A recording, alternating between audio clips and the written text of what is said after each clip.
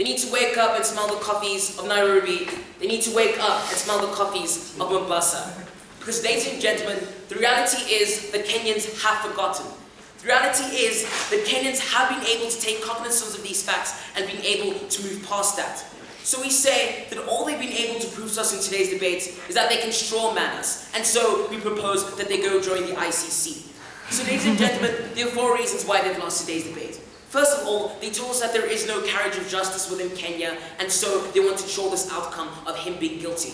We think the implicit concession of that is that they have a burden to prove to us why the ICC is in fact going to be effective in terms of finding him complicit in those crimes. We think they didn't prove to us. We gave an alternative mechanism, which is reconciliation, because that's the only one that exists in today's debate. We say we're winning already.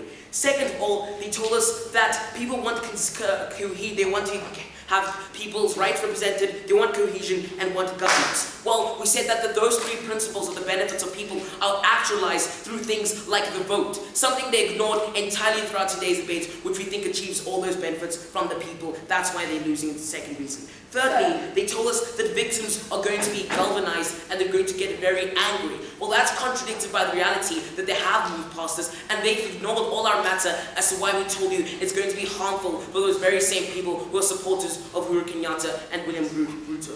Fourthly, they told us that Kenyans have bought out of the principles of international justice concerning murder and crimes committed against humanity. We told you that wasn't what today's debate was about. Today's debate was about asking why the ICC should intervene. We think when Kate told you why these countries convened in a summit in Ethiopia, Kenya was considering other options, such as having the African Union do it, such as having the NSDC do it. We think they need to respond to that. And so, ladies and gentlemen, there are 2 questions to ask in today's debate. First of all, will pursuing a trial by the ICC be a good thing for Kenya? And second of all, does it harm Kenya in any way in terms of international relations and other matters to continue to consider?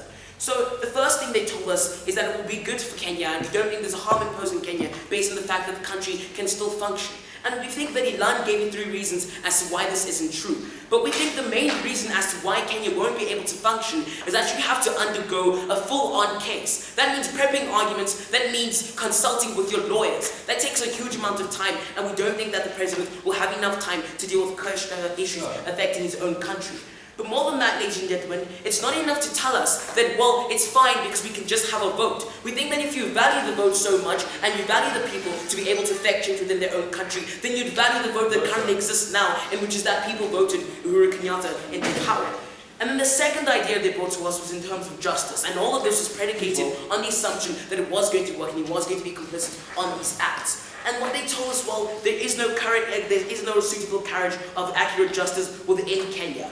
However, the very same fact is that the ICC isn't an accurate carriage of justice. We said that if they were going to be very effective and accurate in upholding principles of international justice, like not having mass murder, then they would require and they would respond to their signatories and those people who ratified the Rome Statute when they commit such acts. And we say that when Britain was complicit in the coalition of the willing, like going to countries like Iraq, they did absolutely nothing. So you say if you want an accurate body, then you need to find other mechanisms.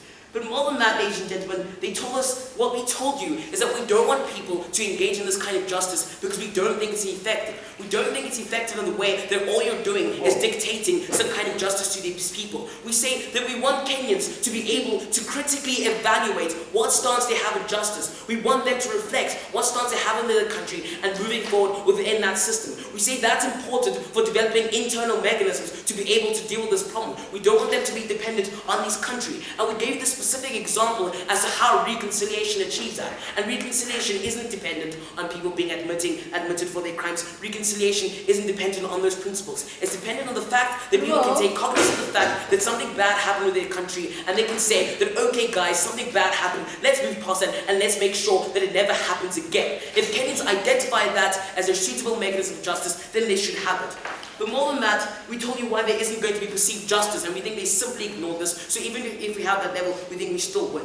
But that wasn't important, because the hinge point that they told us was that they want this because it's going to have cohesion. And they firstly told us that victims live in fear within these countries. We asked, how is that going to change? Currently, when he's still innocent, victims under your model are going to still live in fear. We claim that if he's guilty, we think they're still going to live in fear. But that's irrelevant, ladies and gentlemen, because we think that victims aren't going to live in fear because, well, they voted him in power. But more than that, they told us that, It told us that victims are going to pull out of societal mechanisms, they're going to pull out of society. We think the fact that they engaged in which the basic mechanism by which society is enfranchised and which the means and mechanisms of society is enfranchised, the vote, we think they haven't done that. But then the overall conclusion of this was that victims are going to be galvanized and they're going to rebel in case when this justice doesn't happen. We tell you that isn't going to happen because that would have happened anyway. But more than that, we tell you that if you're going to victimize and target the supporters of Uhuru Kenyatta by doing this, then those very same people that led out that militia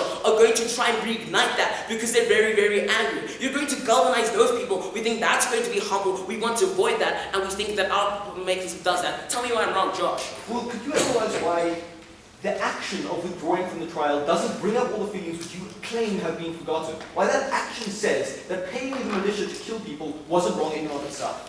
No, that's not what it says. Within my context, I analyze why withdrawing from the trial just identifies the fact that you don't think the ICC is the legitimate mechanism to carry out that justice. We told you why Kenya is currently considering other mechanisms of justice to be able to achieve that. Please deal with that, Josh, if you hope to ever win this debate. So ladies and gentlemen, this idea of justice, this idea of whether it is being good for Kenya or not, simply falls based on the fact that they haven't analyzed the very same people by which we think it affects, and that's the Kenyan people. If they have any hope of proving this point, they have to deal with that. They have to show us why it was going to be good for them, and we think they have.